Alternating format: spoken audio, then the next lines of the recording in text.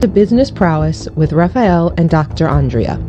Our show will bring you the best insights, ideas, and inspiration from successful entrepreneurs and CEOs in the business world. Don't miss out on the opportunity to learn from the best and stay ahead of the game. Sifa Raphael is the founder of 5 Unique Shows.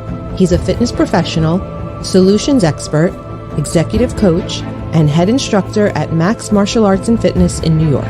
Dr. Andrea Adams Miller is an award-winning international keynote speaker, best-selling author, and CEO of the Red Carpet Connection Publicity, Publishing, and Talent Agency, and CEO of IgniteYourRelationship.com. Known as the Dream Maker, she makes visionaries' dreams come true, bigger than they ever dare to desire. Thank you, everybody, for joining me on, guess what, an incredible Friday. Here we are in Business Prowess. I have 2 incredible people with us. I have Carlos and Liz. Thank you both for joining us on Business Prowess. How are you today? Yes, thank you. I'm doing great. Great. So today's topic is keys to abundance. And what does that mean? A lot of people are living in, they believe there's not enough, but there's so much, isn't there? Who'd like to start? Give us a little tip as to how we can start to live and even get to know what the keys are to abundance. Well, I'll jump in. Perfect. One mantra I have that I use is there's plenty for everyone, including me, because I think very often we say, oh, there's plenty for everybody, but let everybody have something first and then I'll have something. Mm-hmm. And many of us live this sort of a pie mentality where there's only a certain amount that is available in the universe. And if I take too much, other people won't have enough. So there's plenty for everyone, including me. I love it. I love it. Thank you. Carlos, what are your thoughts? Yeah, I agree with Liz on that. We see that I'm in the mortgage industry, and we see that quite a bit in our industry where there's this competition and pie mentality. But what I found is when I work with my competitors, they'll end up giving me referrals because sometimes that particular person is better suited for someone else. And so the more we work together, the better we do. Absolutely.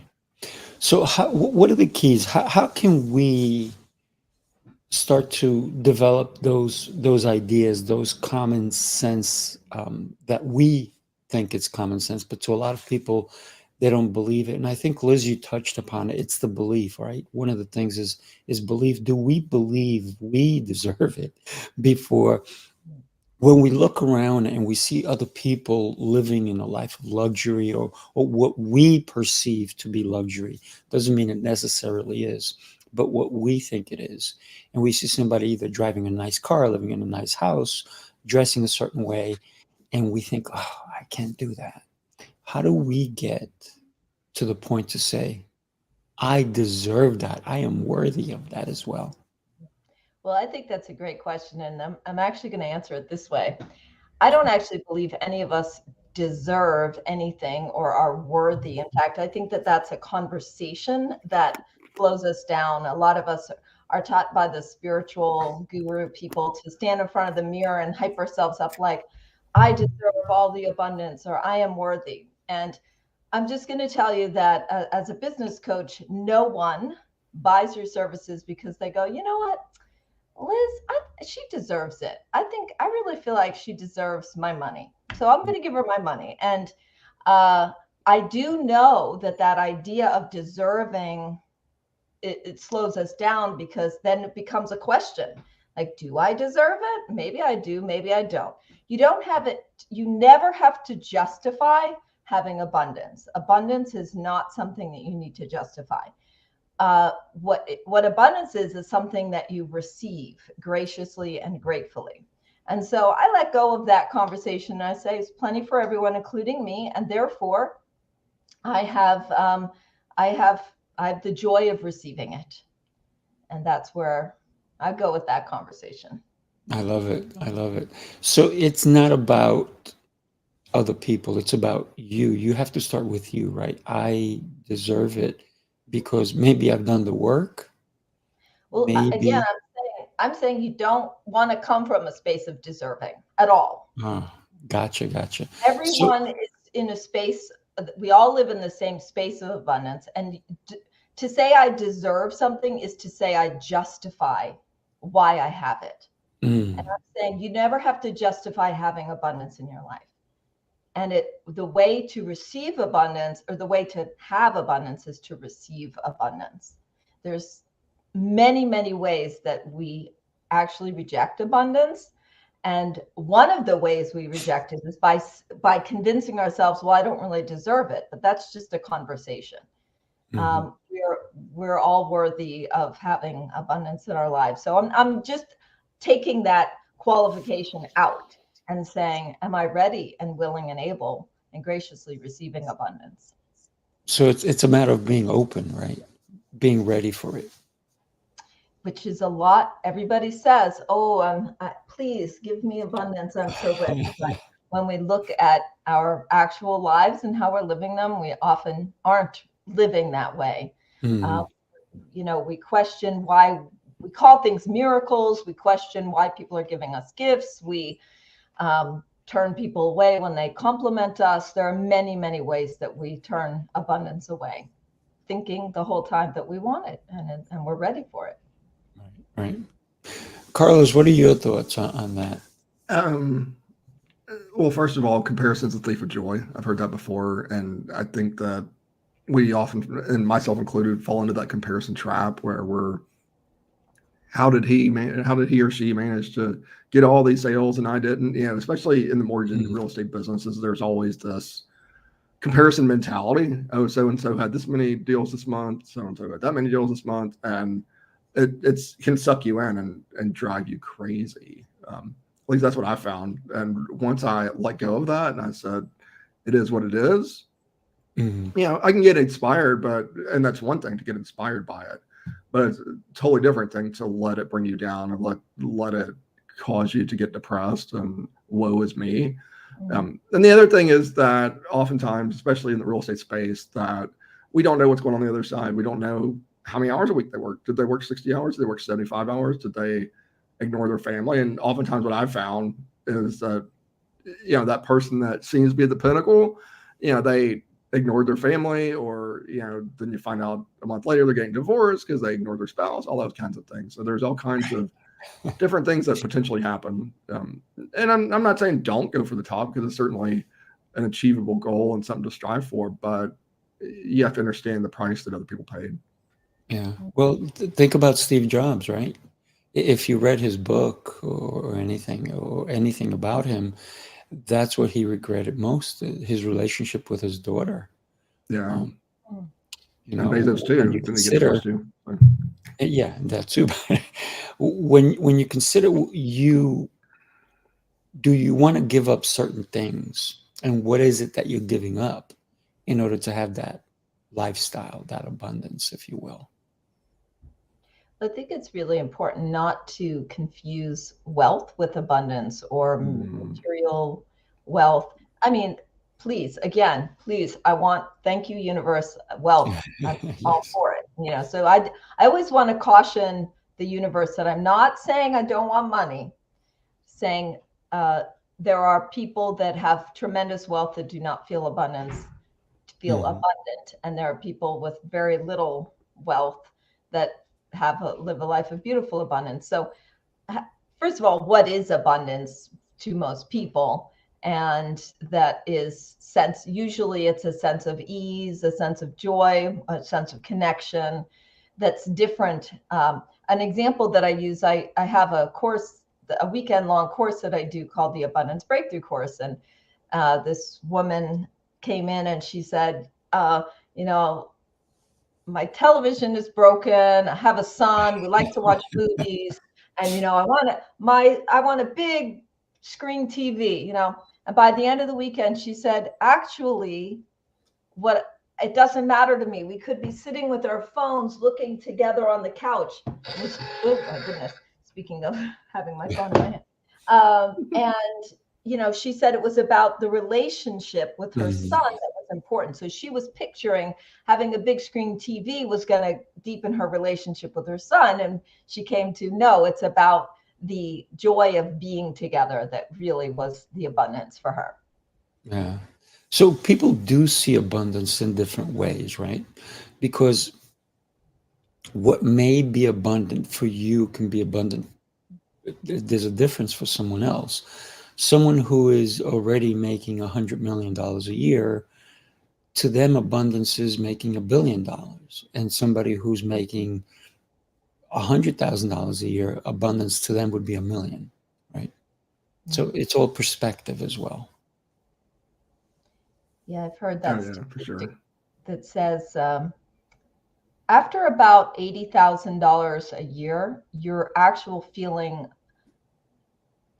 there's a big difference between making like $20,000 or $30,000 a year and 80,000 to maybe now $100,000 a year. But after that, you know, obviously people that have $1 billion live a much different lifestyle than somebody that lives at 100,000.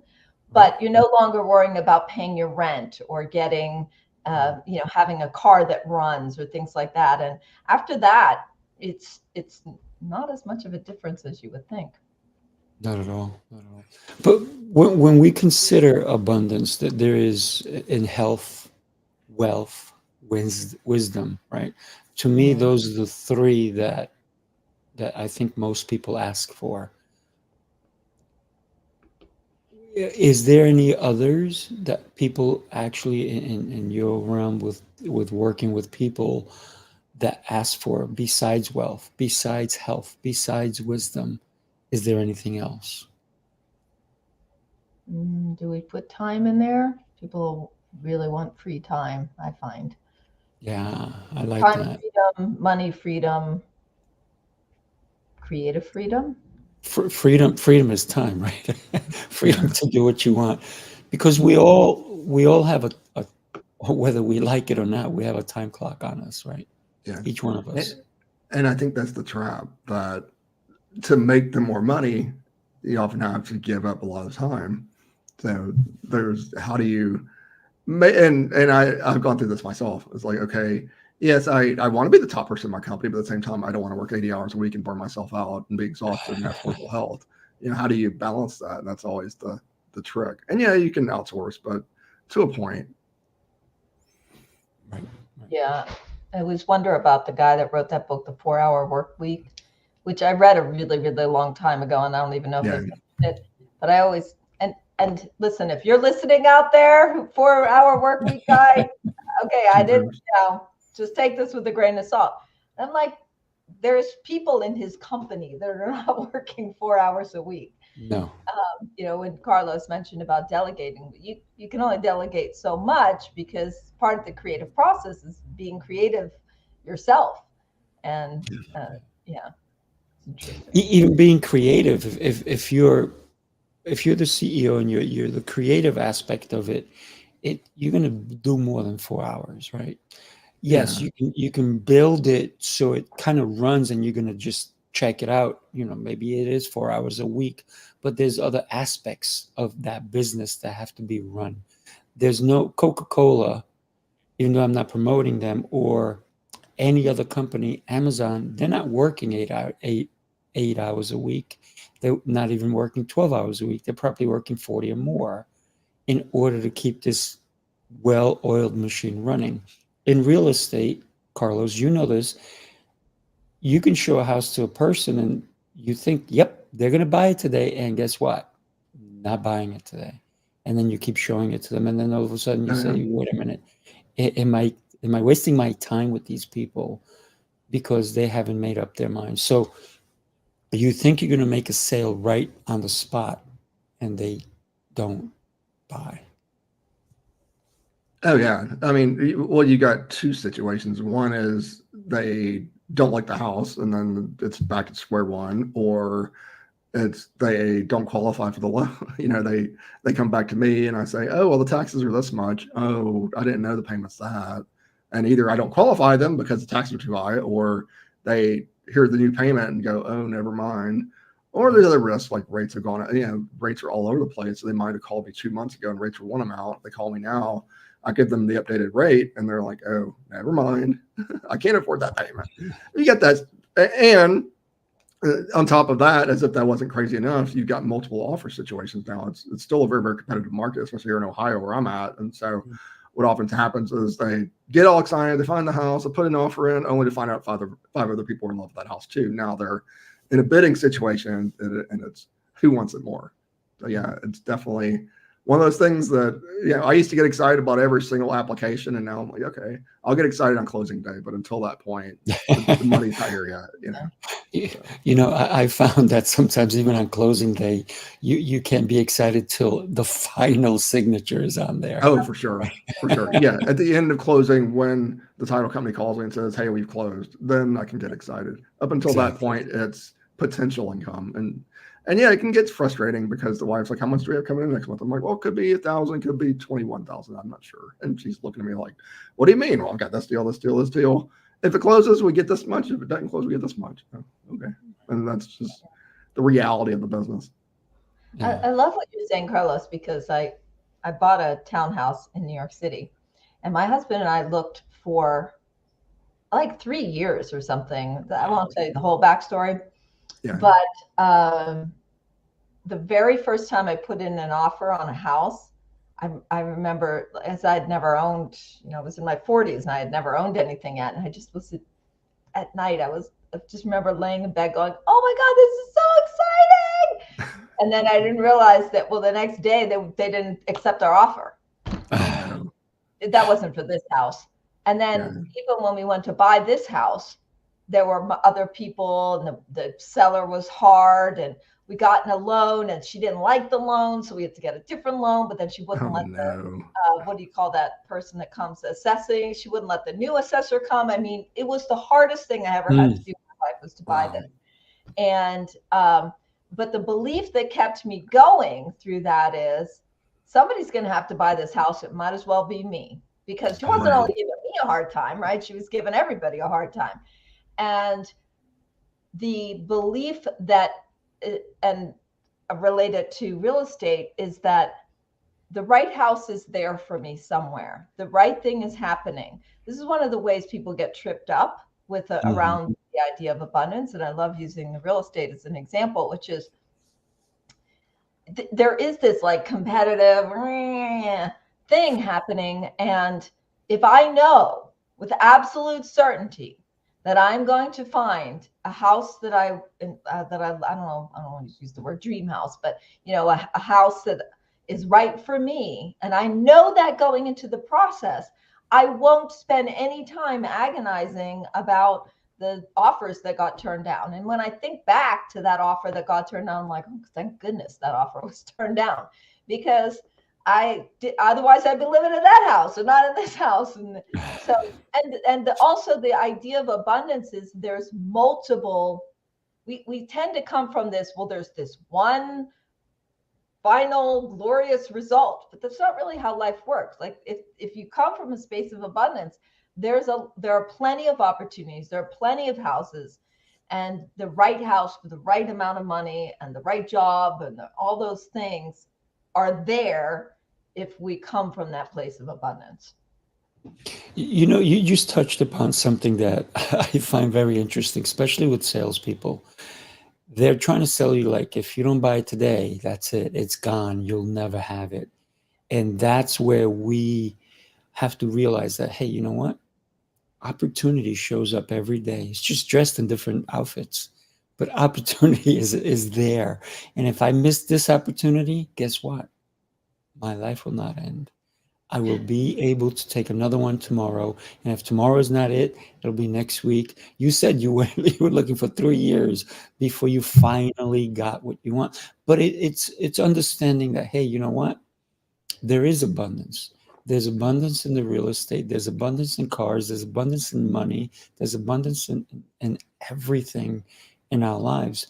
The only thing that there is not abundance of is time. Because once you use it, it's gone. It is gone. Blow your mind about that for a minute, right? Because that's what everybody says. But technically, there's infinite time. There is, but not for us. Right.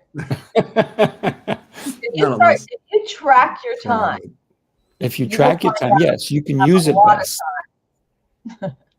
But I often say to people, don't manage your time, manage priorities. Yeah. Yes. It's a much different experience in your business or your life as if you manage priorities. So for instance, my grandmother would never have gone to bed.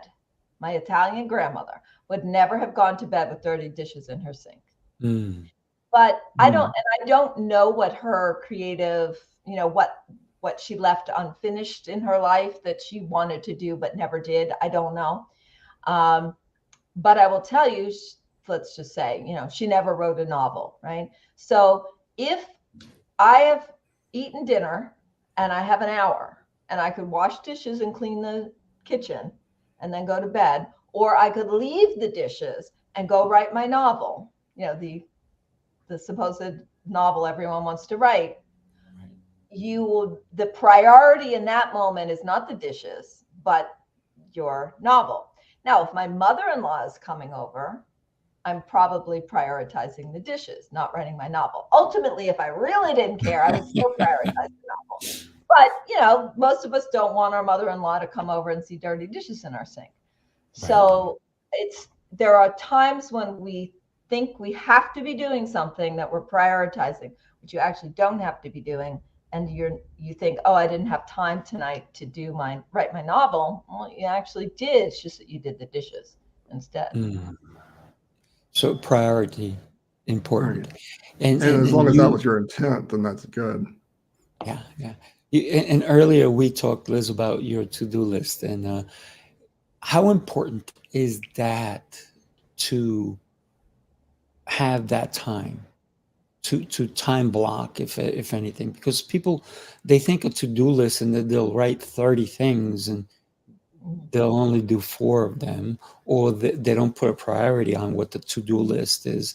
They don't categorize them as, and maybe time blocking is something that some people can start learning how to do better. What are your thoughts on that? Well, I put people into one of 3 categories. Most people live in one of 3, what I call time, task, or target. So time are people that like to put things on their calendar and time block.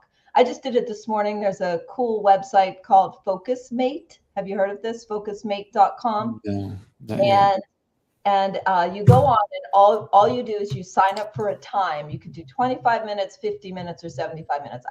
Today was the first time I ever did it. I've recommended it to people, but I've never done it before today.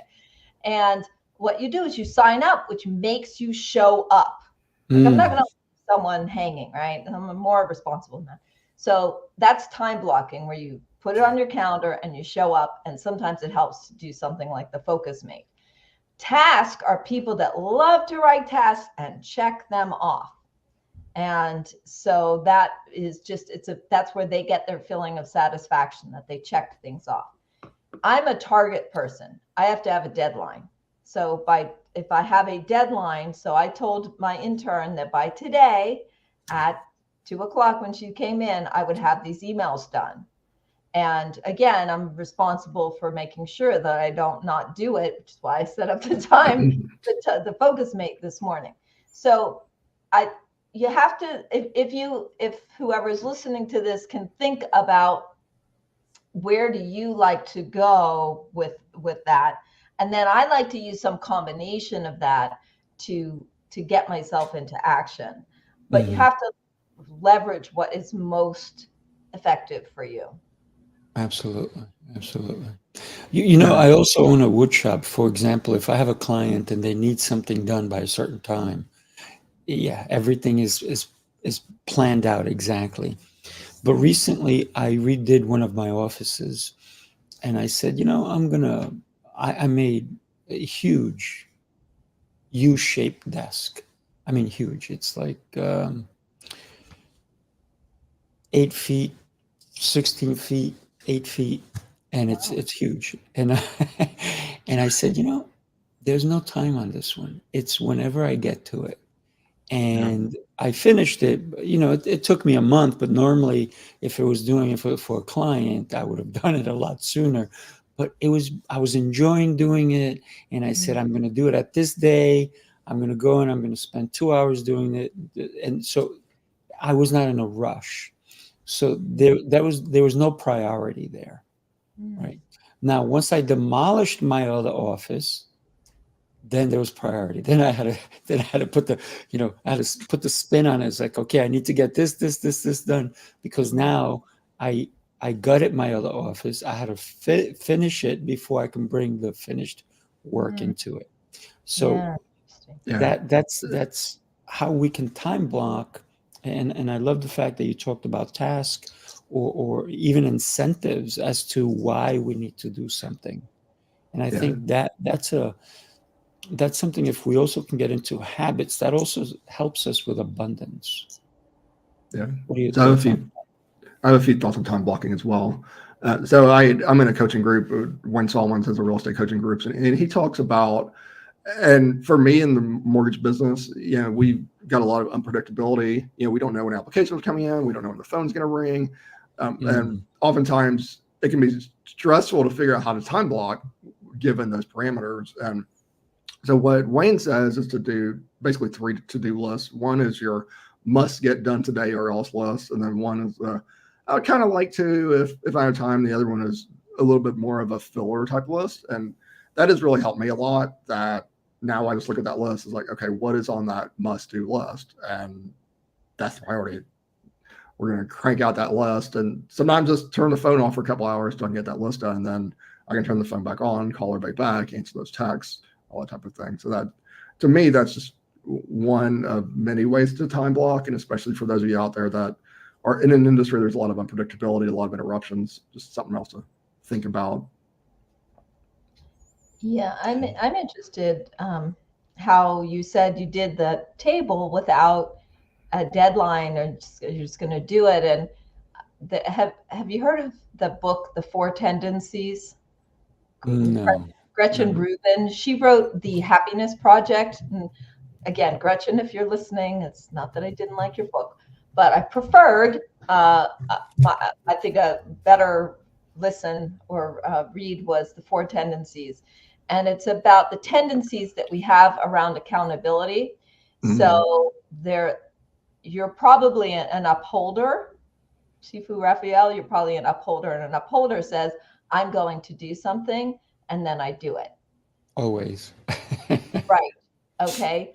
But someone listening may say, or have the experience where they have a lot of ideas, maybe creative ideas. Like, even for me, I talk to a lot of entrepreneurs who want to start a business. They have a business idea and they want to start it, and they just don't seem to ever get around to doing that. And they might be what's called an obliger, which is somebody who's better to be accountable to somebody else. I have, obviously, as a coach, I have people that hire me because I keep them accountable to what they said they were going to do. I pay attention, I write it down, and I say, did you do it? And they either did or they didn't. One quick story about that. I happen to be a questioner. My husband, I love that. yeah, my husband's an upholder and I am a questioner. And when I read this book, my marriage changed, because I finally realized why. When I go in and say, John, we actually have a business together. So I say, John, can you look this over? He says, yes. And then he does it. When he comes into me and says, Liz, can you look this over? I say, why? What is it? When do you need it by? I have all these, I have to. And then he gets angry because I didn't just do it like he did it. He doesn't question. So I'm a questioner. And then I realized in my marriage that that's frustrating for him. Easy for me because he does what I want, but frustrating for him. And so that helped. And then, by the way, the fourth one is you're a rebel. When you're a rebel, you don't want to do anything, even if it was your idea in the first place. So I found that book to be really interesting around how can I keep, how to understand how to getting things done.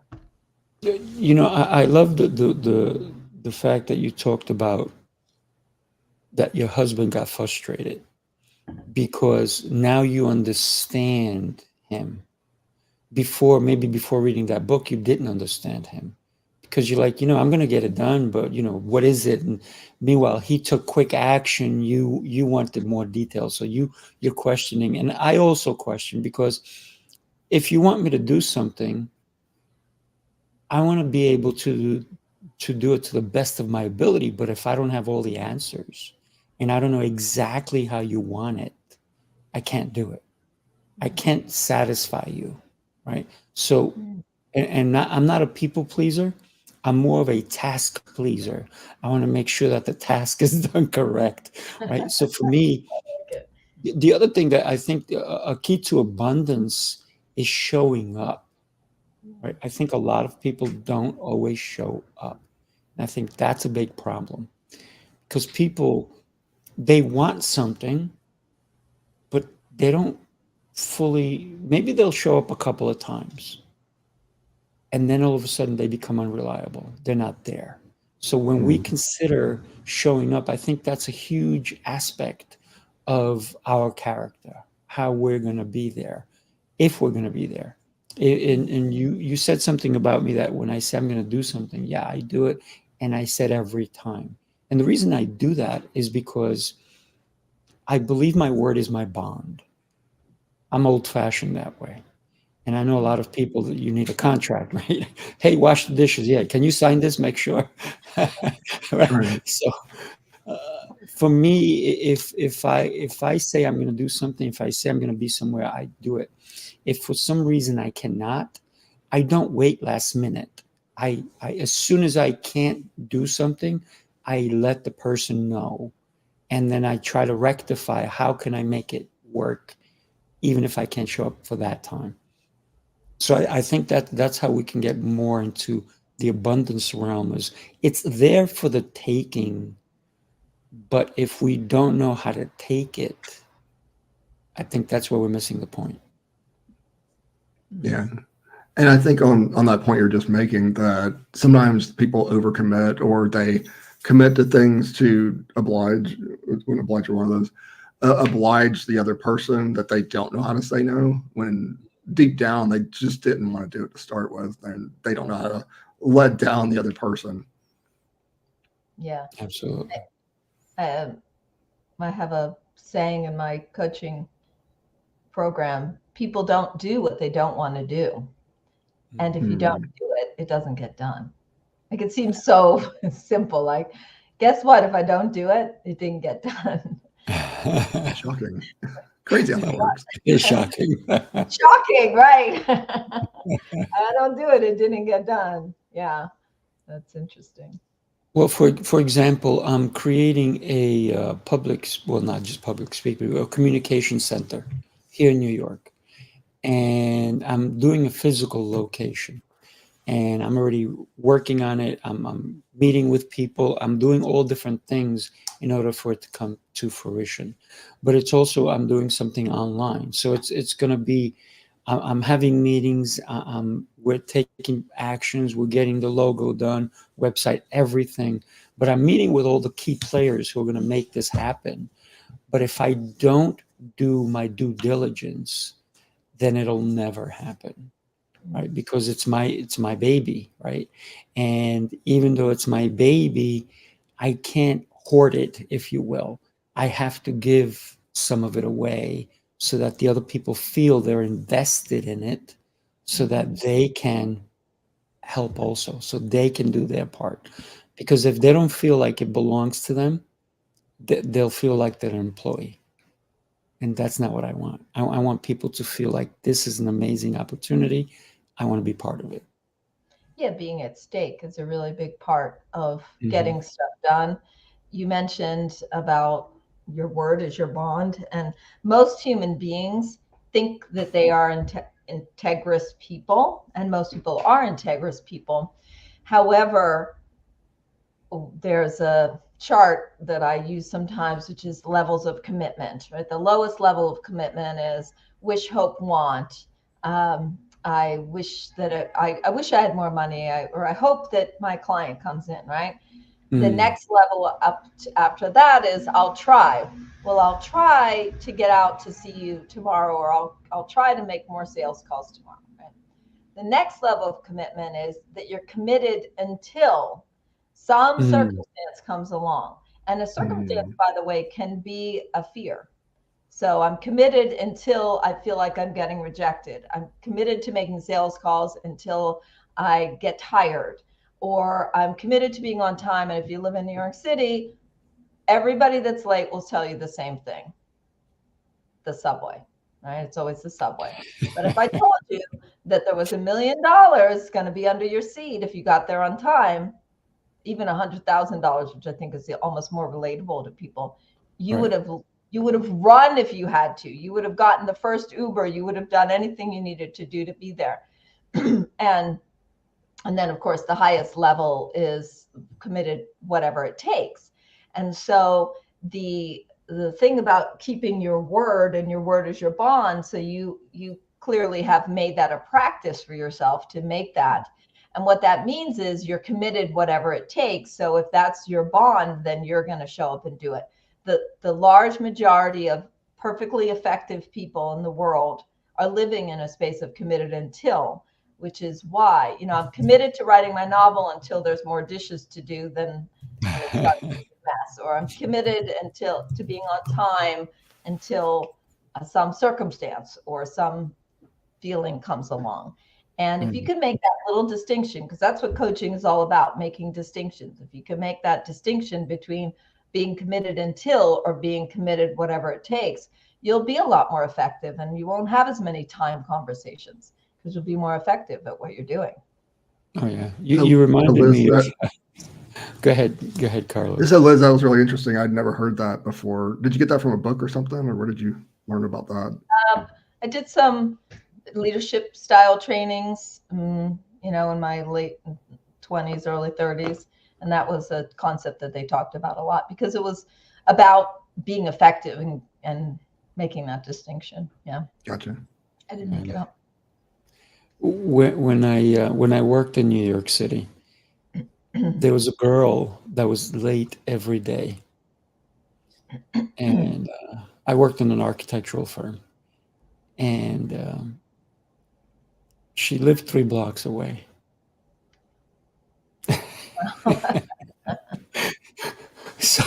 So when put that on the subway. When somebody said to her, "Why are you always late?" She goes, "Those darn stop signs, those darn don't walk signs. They keep me."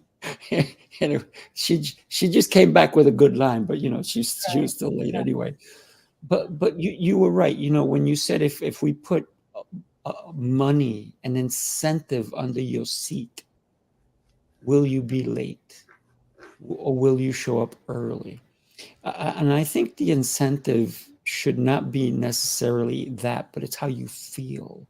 I also have a martial arts school, and one of the things that I tell the parents every time, or even adults, whoever comes to my classes, if you show up early, your kids are learning a lesson. They're learning that they get there, they're not flustered, because when they come late, little kids, I don't care if you're 5 years old, you have to apologize to the whole class and say, "Sorry, I'm late." Mm-hmm. And I've had parents go, "It's not his fault." I said, "I understand it's not his fault or her fault." I said, "But they're still entering late. I know it's your fault." I said, "Do you want to do push-ups for your kids?" And they're like, "No." I'm like, "Okay." I said, "Listen," I said, "I understand that things come up." I said, "But think about how they feel. Let's help them now at an early age to teach them properly how to show up on time and show up prepared, bring their belt, bring their uniform, their shoes, the whole deal, so that they know that this is the right way to show up every time. You don't show up 30 seconds before it's supposed to happen. You show up beforehand." Mm-hmm. And my other rule is if you come 10 minutes late, you're not allowed in class. Hmm. I know some places they allow them whenever. I rented, because I have a large facility, I rented one of my rooms to a different martial arts school, and their classes were supposed to start at 6 o'clock. People were showing up at 6:30, 6:40. and they didn't care. But they didn't have many members, and it was pandemonium. And I only allowed them to use the space because their other facility closed down. They were supposed to give them a month. They only gave them like 3 days. So I felt bad for them. And I said, okay, you guys can use my space. So I rented to them. But I am just glad they're gone because they did not run business correctly at all. Yeah, that's not good. The irony is there, when I don't do martial arts, but the irony is you always think of Bruce Lee and all the discipline that goes along with it. And so I think it's a great analogy for how we imagine it should be and the reality of how it is and whether it matches up with that. I mean, that's not, it's coming at 6:20 or 40 for a martial arts class. It's pretty disconnected experience from what you're looking to create, right? Not only the reason people show up late for the most part is because they think it doesn't matter if they are there. Correct. That woman that lived 3 blocks away, she didn't think it mattered, and until she got fired.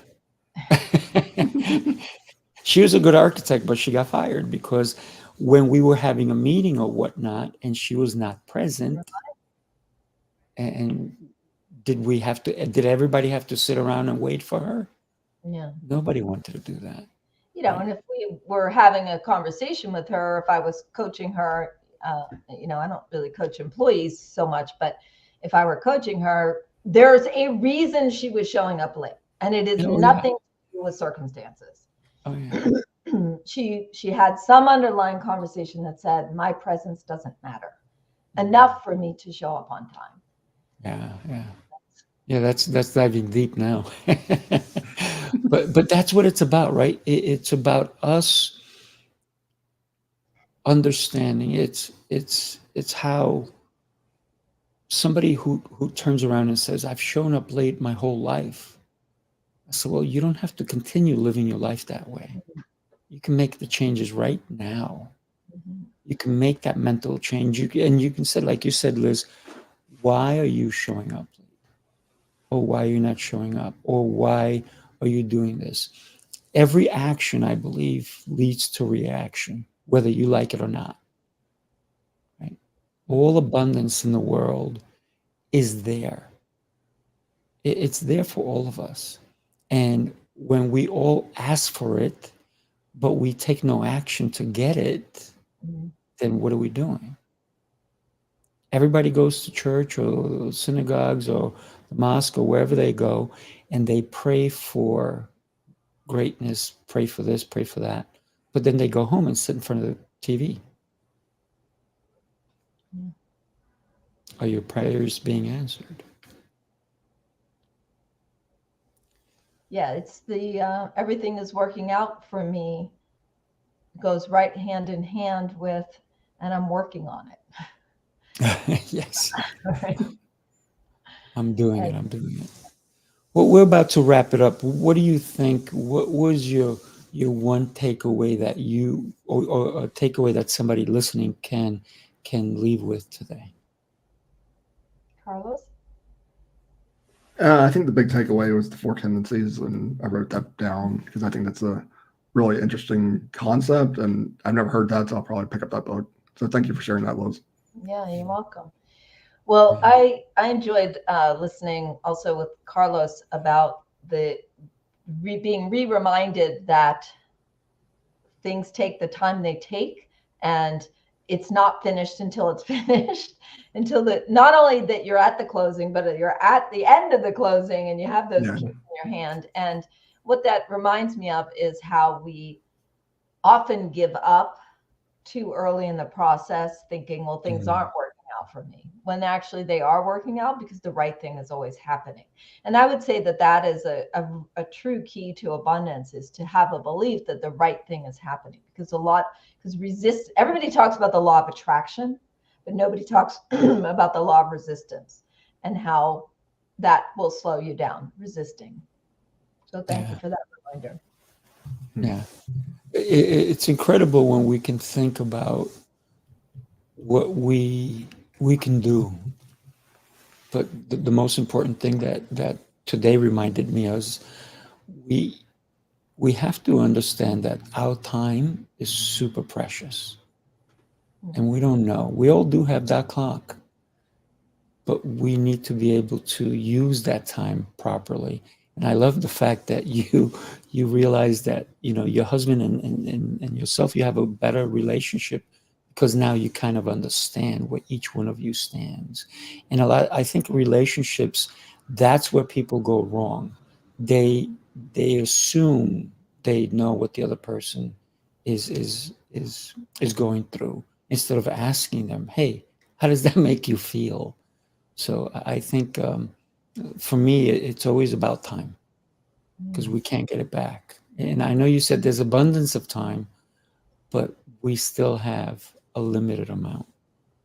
Of course, I want to extend my time all the time. This is why I work out, eat healthy, and all these different things, right? Well, let's say this, we have the right amount of time. And why I know it's the right amount of time is because it's how much time I have. And if I'm okay with that right amount of time, then I'll have an experience of abundance. If I'm not okay with that right amount of time, I'll have a scarcity experience. And that has nothing to do with how much time I have, but my interpretation of how much time I have. So we have the right amount of time. And I'd love to use it to our best. Well, I want to thank you both for taking the time to be here with me. I appreciate you so much. Thank you so much. Have an exceptional rest of your day. Just hang on. We're going to say goodbye to everybody. Everybody enjoy. Have an exceptional Friday, everyone. Thank you for the invite. Whoop.